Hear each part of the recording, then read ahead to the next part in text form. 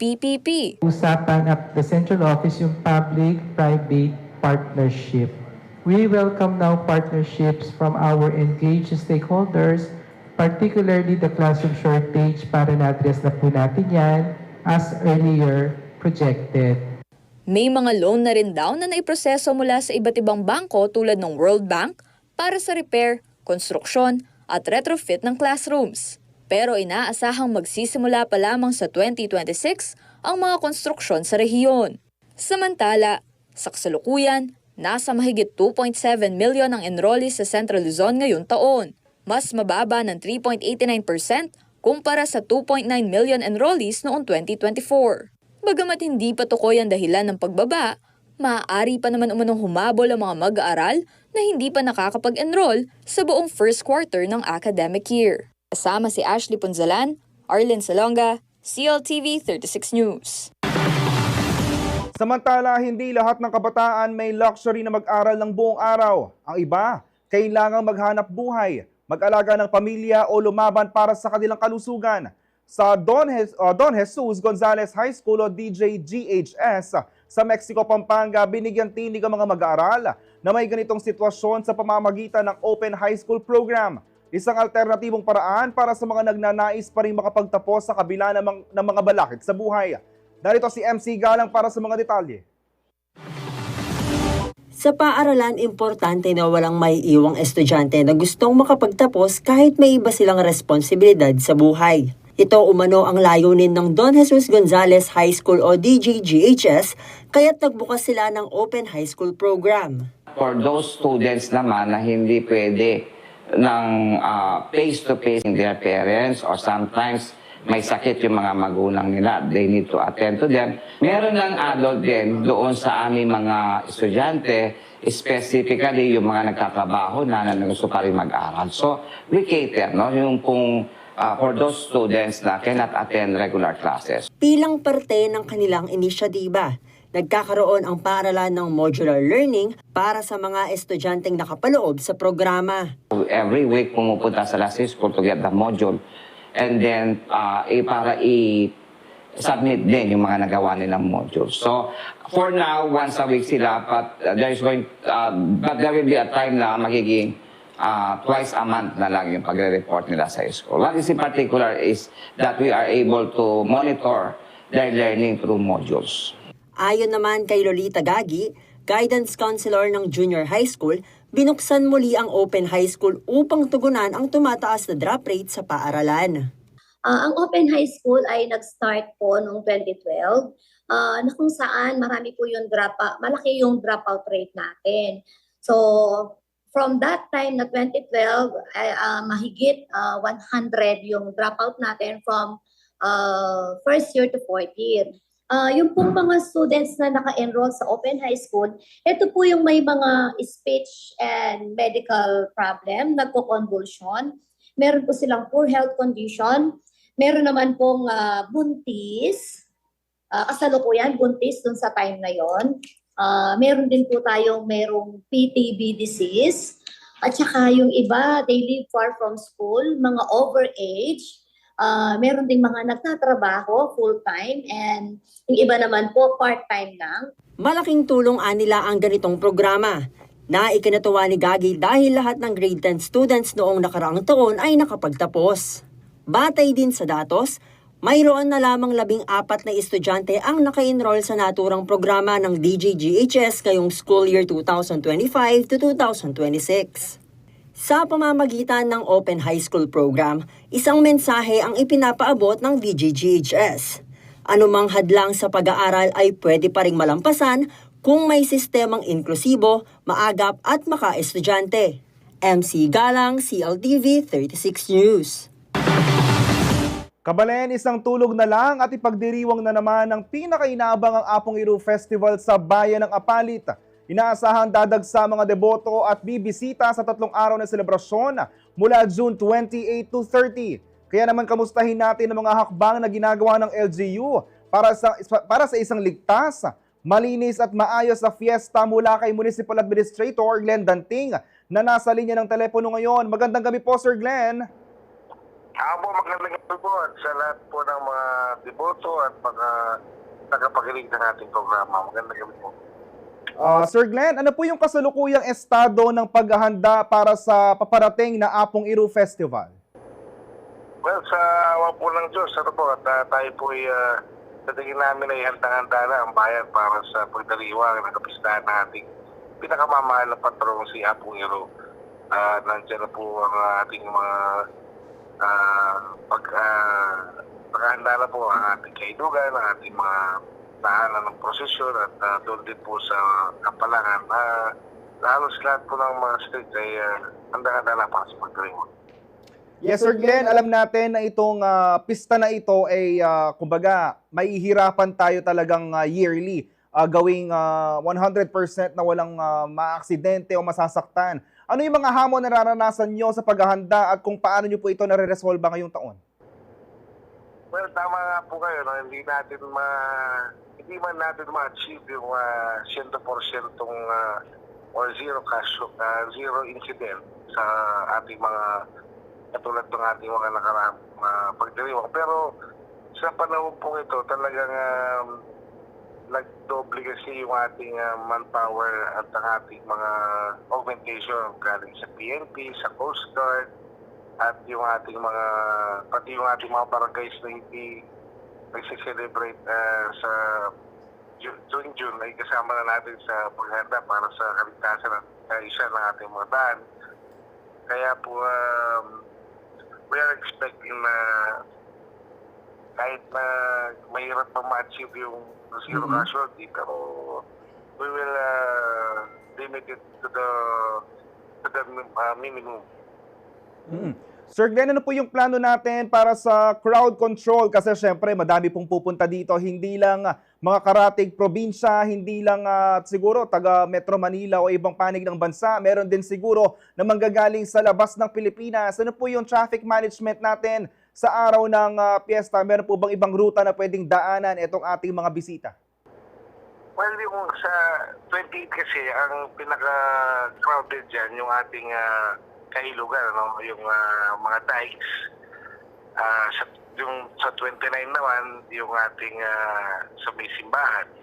And then sa 30 again sa kailugan. So, we are closely making every improvement na ginagawa para yung ating MacArthur Highway hindi hampered para sa iba't ibang mga motorista. But we are encouraging our motorists to use alternative roads, yung iwas muna sa apalit kung hindi rin naman sila makikipamesta, dumaan na muna sa NLEX at sa ibang mga available na ruta papunta at galing ng Maynila.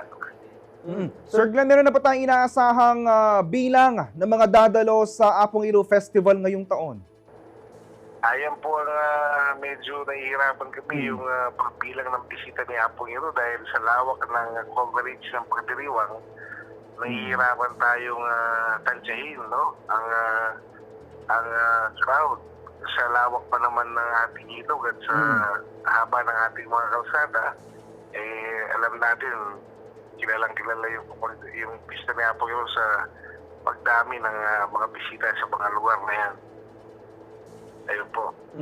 Sir Glenn, ano po yung mga innovation o mga pagbabago kumpara sa mga nagdaang taon? At isasali ko na din, ano ba yung mga major activities at programs ngayong taon na dapat nating abangan?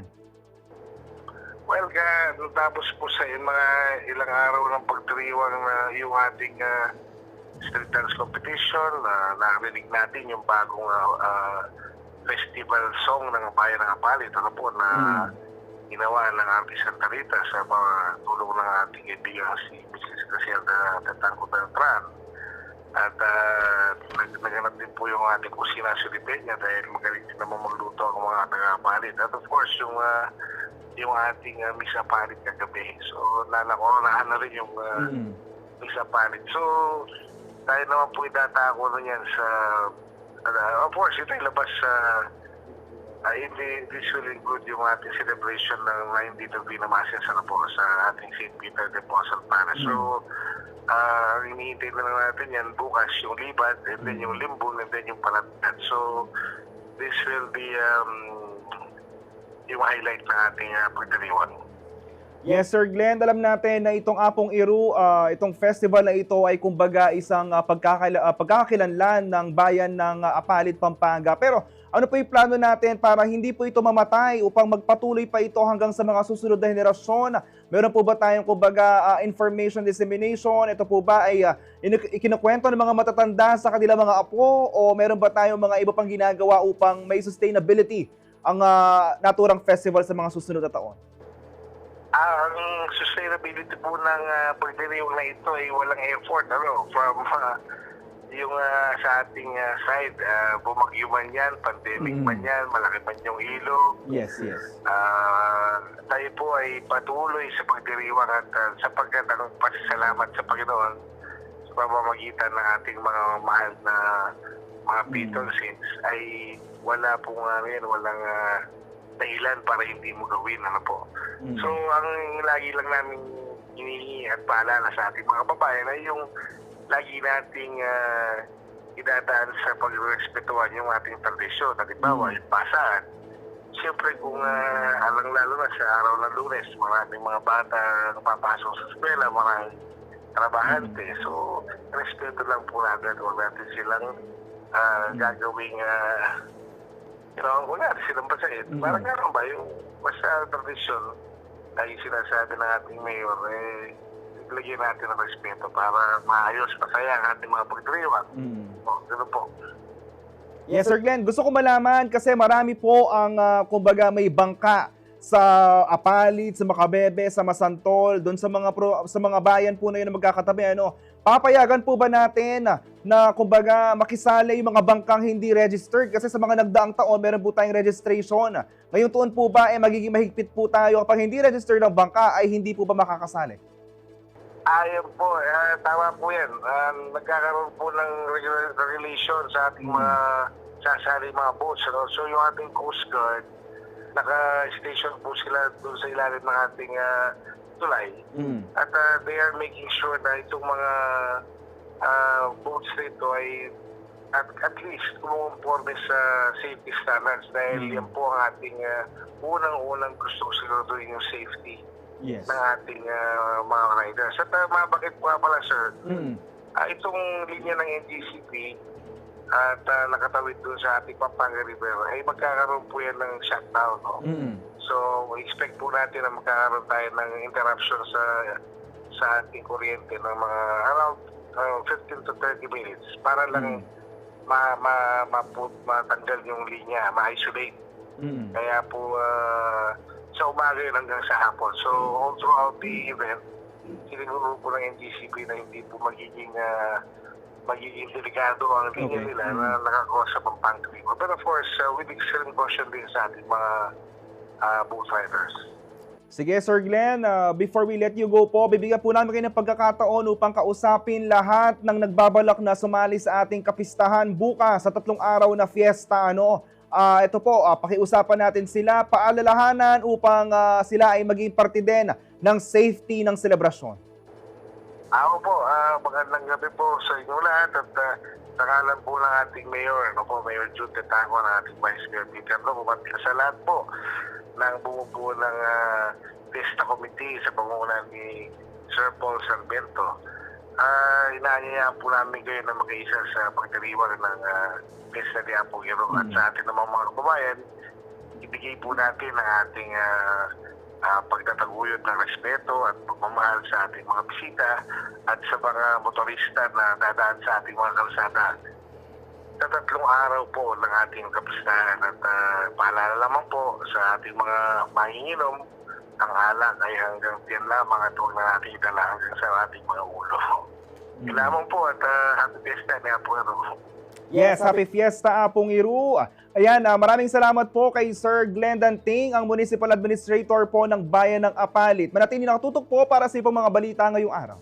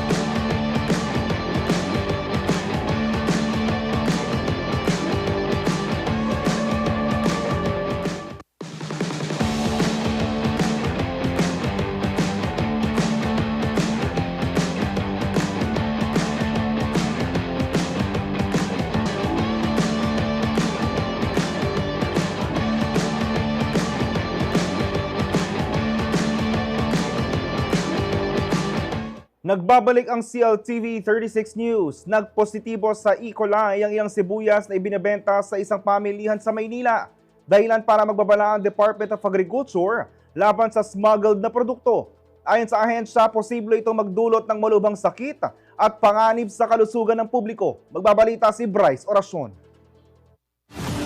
Nagbabala ang Department of Agriculture sa publiko laban sa pagbili ng smuggled onions matapos na magpositibo sa E. coli ang mga sample na nakuha sa Paco Public Market sa Maynila noong nakaraang linggo. Ang E. coli ay isang uri ng bakterya na maaaring magdulot ng mga impeksyon sa bituka, urinary tract at iba pang bahagi ng katawan. Ayon kay Agriculture Secretary Francisco Chu Laurel Jr., ipinag-utos niya ang agad na pagkumpiska ng mga naturang sibuyas alinsunod sa Food Safety Act of 2013. Inatasan na rin ng kalihim ang Bureau of Plant Industry at iba pang sangay ng DA na paigtingin ang pagmamatsyag sa mga public market at agad isailalim sa pagsusuri ang mga kahinahinalang produkto. Hiniling din ng ahensya sa Philippine National Police ang tulong sa pangangalap ng impormasyon para matukoy ang mga grupong nasa likod ng pagpupuslit ng mga sibuyas.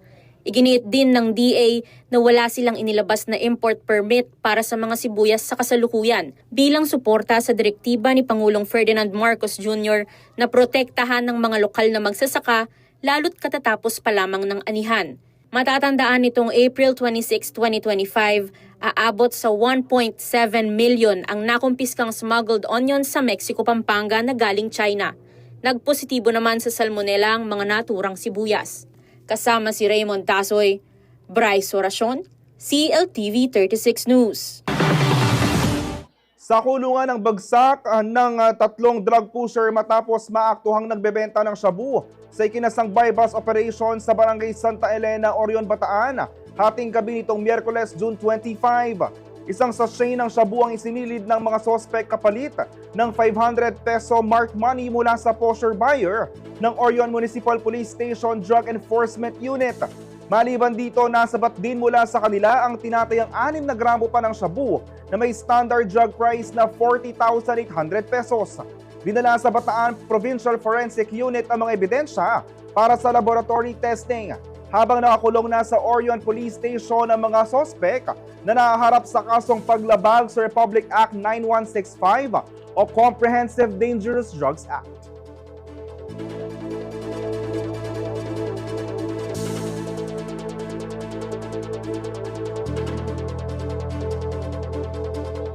Mas pinaigting ng National Authority for Child Care o NACC ang kamalayan ng publiko ukol sa usapin ng pag-ampon sa isinagawang forum para sa 2025 Adoption and Alternative Child Care Week sa SM City, Pampanga nitong Martes, June 24. Naghatid ang forum ng mahalagang serbisyo at impormasyon para sa mga dumalo. Katuwang dito ang NACC, ang Regional Adoption and Child Care Offices at local government units. Kasama rin ang mga ahensyang tulad ng Department of Social Welfare and Development, Philippine Statistics Authority, National Bureau of Investigation, Government Service Insurance System, Social Security System, PhilHealth at Pag-ibig. Sa ilalim ng Republic Act 11642 o ang Strengthening Alternative Child Care by Providing for an Administrative Process of Domestic Adoption, lain ng NACC na gawing mas mabilis at accessible ang proseso ng legal adoption upang mas maraming batang makatagpo ng ligtas at mapagmahal na tahanan.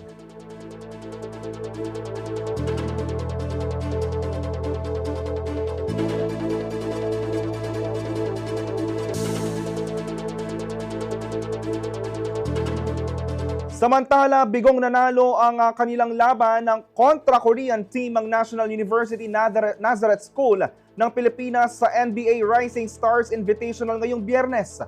Magbabalita si Lizen Morten.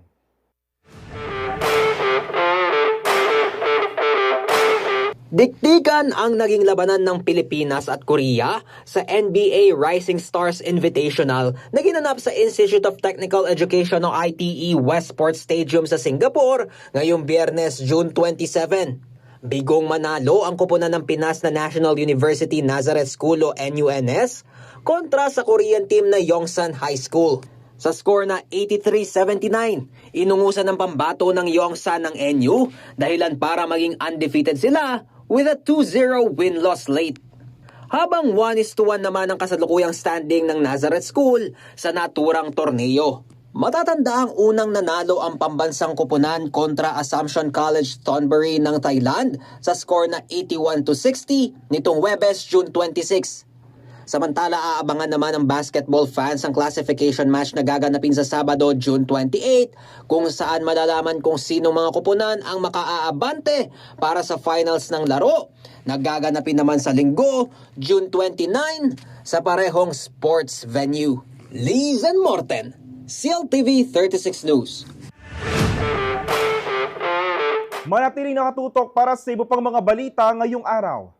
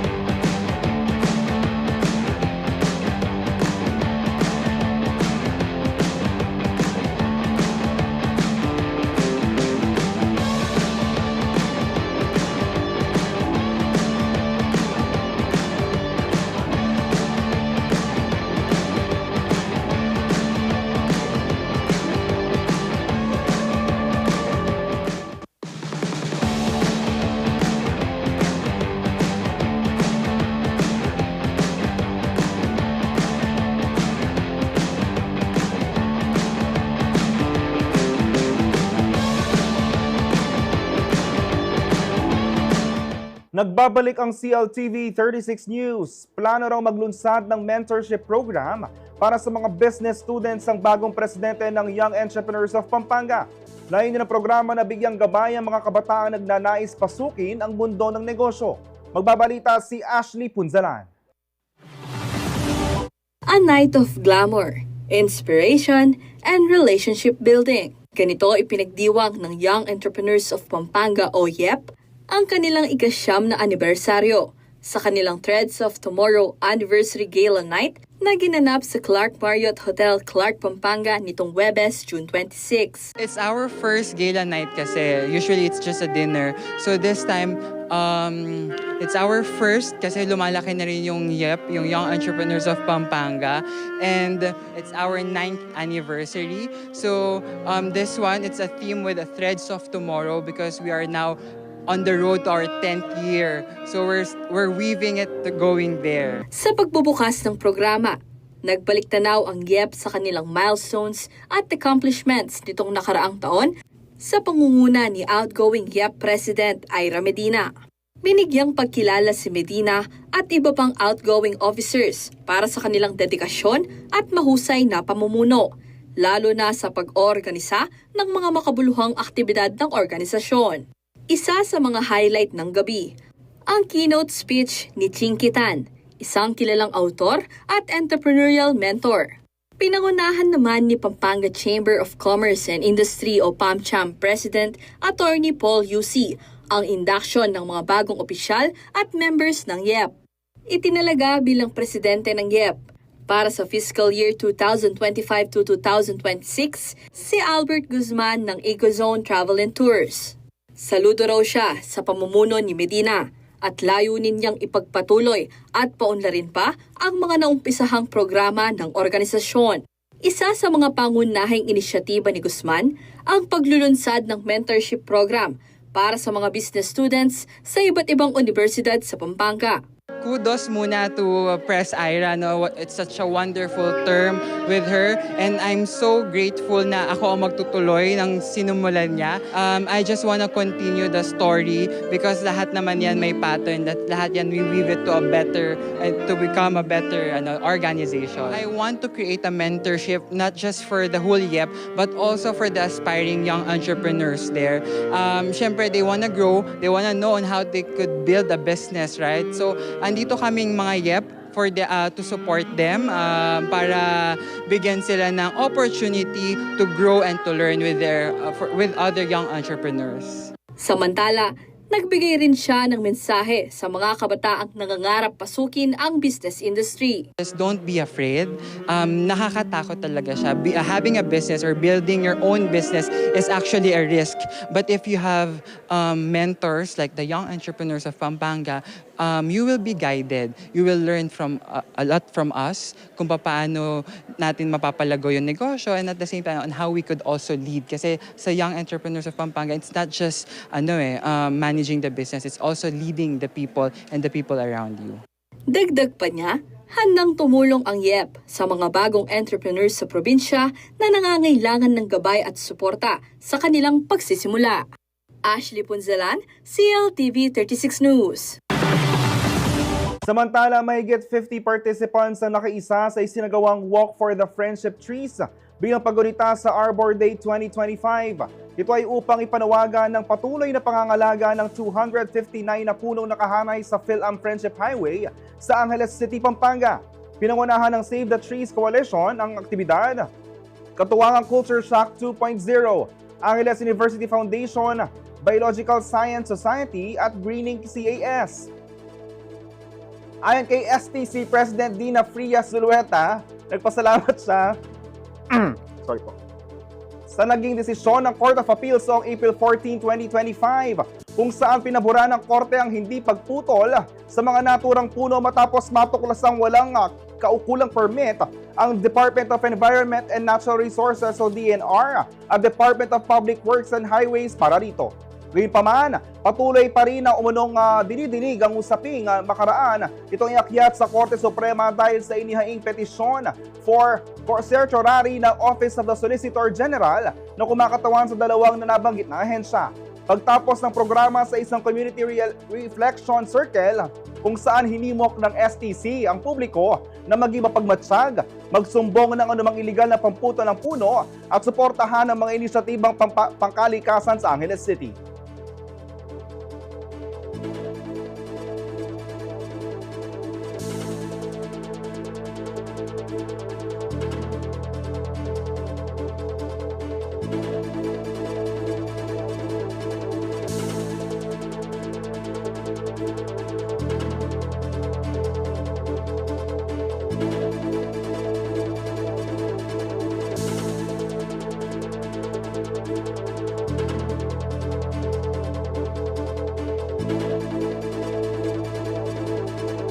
Samantala, nakiisa mga fire marshals sa mga lalawigan ng Bulacan, Bataan at Nueva Ecija bilang paggunita sa Philippine Arbor Day ngayong June 2025 sa pamamagitan ng sabayang tree planting activity.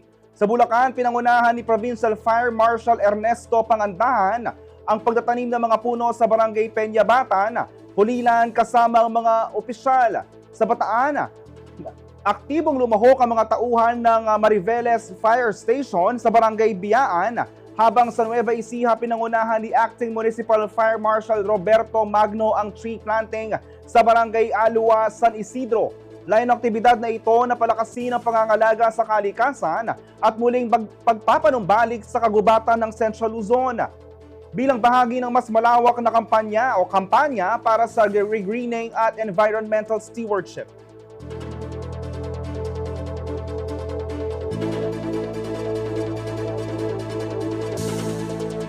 Manatiling nakatutok para sa iba pang mga balita ngayong araw.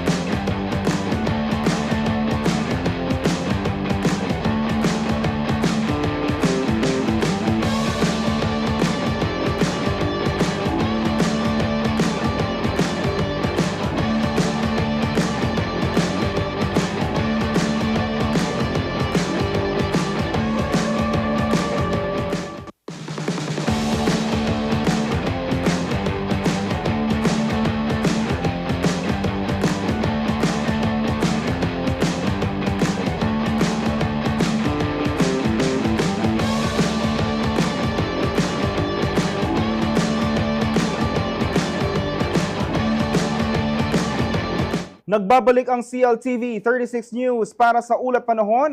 Alamin natin kay Rainier Agas, weather specialist mula sa Pag-asa Clark Synoptic and Airport Station.